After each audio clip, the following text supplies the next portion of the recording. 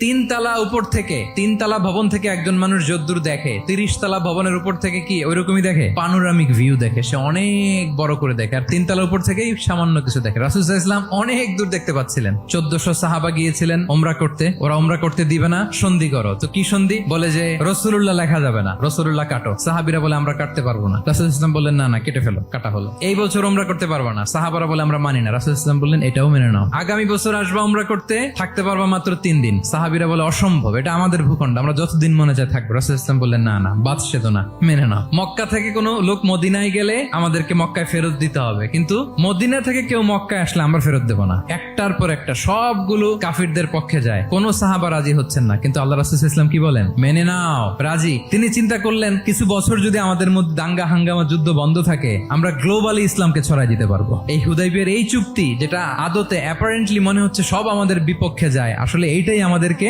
ভূমি ধস জয় এনে দিবে, এবং সেটাই হয়েছে। আল্লাহ তাআলা এই পৃথিবীটাকে ফোল্ড করে ছোট রেপ্লিকা বানিয়ে আমার সামনে তুলে ধরেছেন। আমি পৃথিবীর প্রাচ্য পাশ্চাত্য সবটুকুন দেখেছি, আর আমি যদ্দূর দেখেছি ঠিক তদ্দূর জায়গায় আল্লাহ তাআলা লা ইলাহার বাণী পৌঁছে দিবে। এমন কোন কাঁচা ঘর, পাকা ঘর, কোন জঙ্গল, কোন পাহাড়, কোন ভূখণ্ড, এই পৃথিবীতে এমন কোন জনপদ থাকবে না যেখানে ইসলামের বাণী পৌঁছবে না। সে 1400 বছর আগের কথা।